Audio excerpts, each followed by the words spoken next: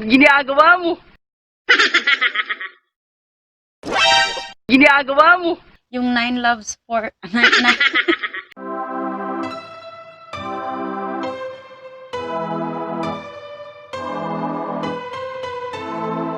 Hi mga beauties! It's me, Jean. Welcome back to my channel. In today's video, gagawa tayo ng makeup transformation ni Hyolyn. Kung hindi nyo pa pala kilala, si Hyolyn guys is isa siyang Korean artist. May bago siyang upload na entitled 9 Lives. So kung hindi nyo pa napanood yon, panoorin nyo na sa ibaba guys. Ilalagay ko yung link sa ibaba ng mismong MV nila. Yun yung gagawin natin today na makeup look. Ayan, ipapakita ko muna sa inyo yung kabuuang look.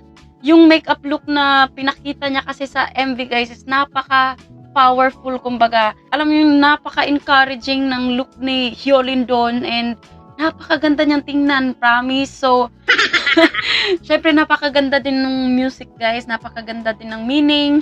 Yung 9 Lives for...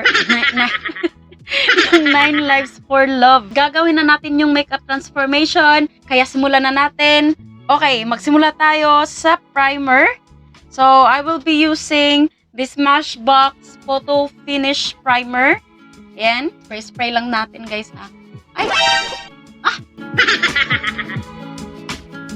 By the way guys, yung ginamit ko pala sa mata ko ngayon na contact lens is from iShare and this one is in a shade blue. For the primer, I am going to use this Ilona Cosmetics Oil Control Primer. Grabe yung tigyawat ko ngayon guys. Nagsilabasan talaga. Ganito sensitibo yung balat ko as in. Ipa-prep ko lang yung lips ko guys and I'm going to use this chapstick. Apple green ba nga flavor pa? Oh, taray, green apple. Green apple. Huh? Lip balm sa ka? Bango at ang tamis. Maglalagay ako nitong Faux Color Full Coverage Concealer and this one is in a shade Light Cream 02. So, ito yung ilalagay ko sa mga blemishes ko guys and isa-set ko siya for 5 minutes. Diba, kina-cover natin yung mga tigyawat guys. So, kailangan tap lang. Huwag mong i-drag. Yan, sobrang dami ko talagang tigyawat today. Hindi lang today pala. Ilang buwan na to. Ay, nako. Nagsilabasan talaga guys.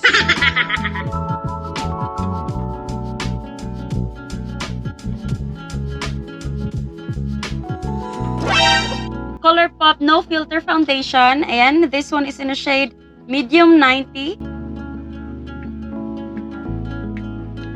Ayan. Kung napapansin ninyo guys, mga brushes ko may mga scotch tape. Ayan. Natatanggal talaga yung dito. Hindi ko alam kung bakit. Hindi naman ako Ginagawa mo. hindi naman mabigat yung kamay ko sa pagganon. Hindi ko alam kung bakit natatanggal yung dito. Kaya para ma-prevent siya sa pagtanggal, nilagyan ko ng scotch tape. Ayun.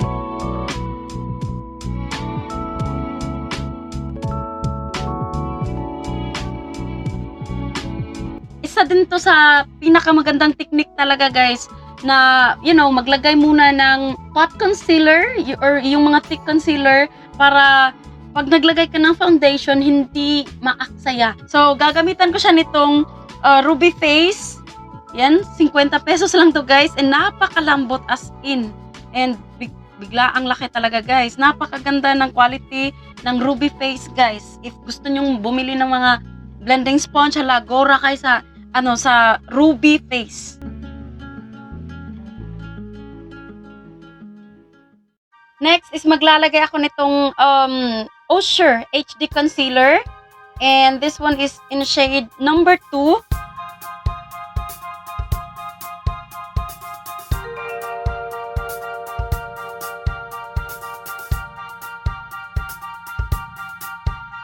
Para sa pag-contour guys, yung gagamitin ko is itong Novo Studio 03.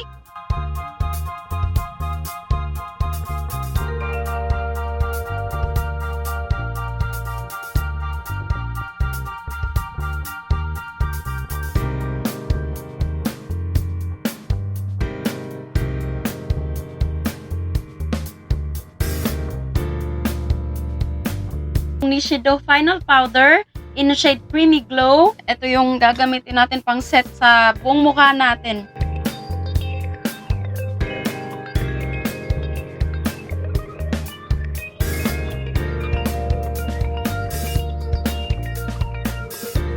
Dalawa yung gagamitin ko na brow products, and ito yung Novo Felt Tip Eyeliner, and this one is in a shade number 5. Ayan.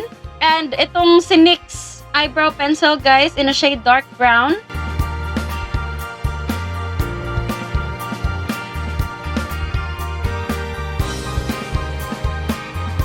Lilinisin natin tong kaganapan dito sa kilay natin, guys. Kuha ulit ako nitong Faux Color na Fat Concealer.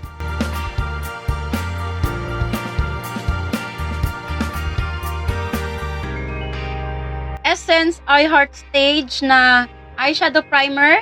So, lalagyan natin, guys, para kumapit yung eyeshadow shades na ilalagay natin. Tamang amount lang para dito sa buong eyelid natin, guys.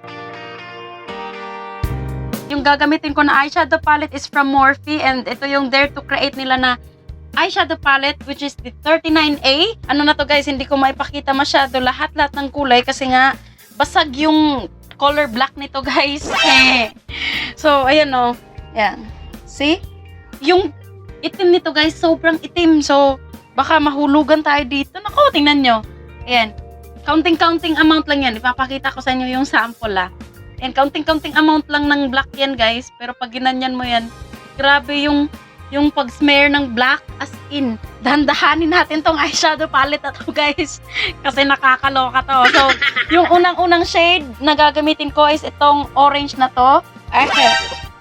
Ito yung gagamitin ko for the transition.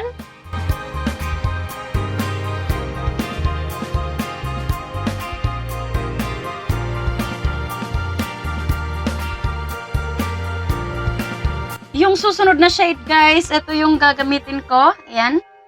Yung black.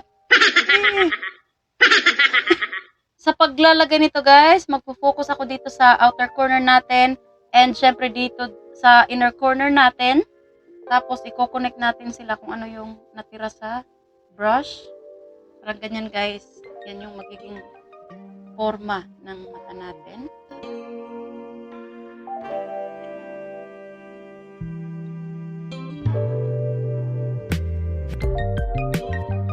For the next shade, ito yung gagamitin ko na kulay. Ito. Ayan. And yung ginamit ko, guys, is Morphe brushes, guys, ha. Yung set of 12. Eye Credible. Ayun. Eye Credible pala.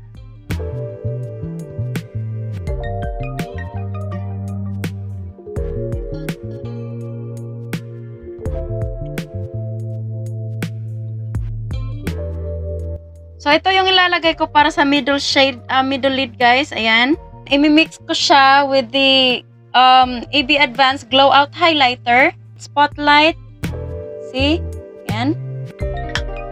So, ito yung gagamitin ko na combo para sa middle lid. Ayan. And as you can see, nalagyan ko na siya kanina. Kaso hindi nakuha sa filming. So, ayan. Ito yung second layer. And then, lalagyan ko nitong spotlight. And kung ano yung ginamit ko dito sa itaas, yun din yung gagamitin ko dito sa lower lash line. Novo Felt Tip Eyeliner. Aray ko, in a shade brown or 05. So, ito yung gagamitin ko sa pag-create ng, parang cat eyes ba tawag nito?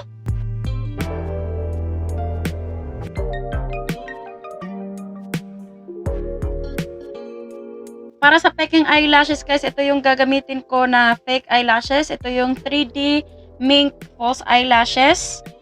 And gagamitan ko siya nitong Via Lash Glue.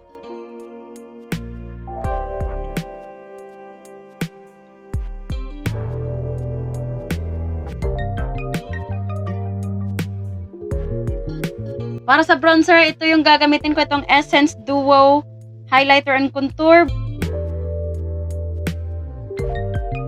Paliliitan lang natin yung jawline natin, guys. Kasi yung jawline ni Hyolyn, guys, is pa-V. Or parang elongated yung mukha niya. So, yung gagamitin ko na pang blush, guys, is itong ginamit ko kanina bilang transition. Itong shade na to.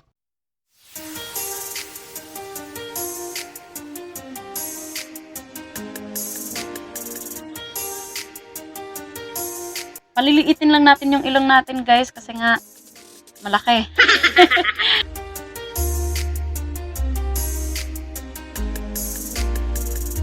Maglalagay lang ako nitong Too Faced mascara para sa ating pilik mata kasi nakalimutan ko.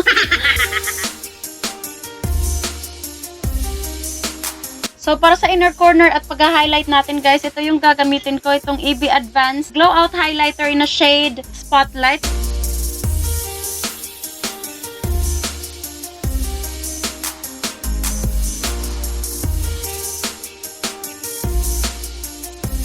I am going to use Discover Effects Matte Setting Spray.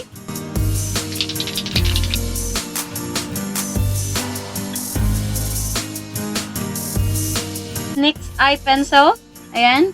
Ito yung gagamitin ko pang lip liner.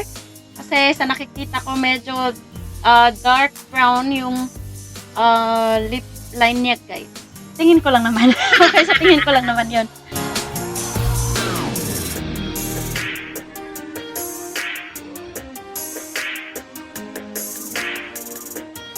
Sa lipstick naman, guys, magmi-mix ako ng dalawang kulay and ito yung gagamitin ko, itong Plum Perfection and Rosewood Red ng Maybelline Powder Matte. Yung unahin ko is Plum Perfection and then itong si Rosewood Red yung ilalagay ko dito sa inner corner para magkaroon ng pag-darken ng red. Okay.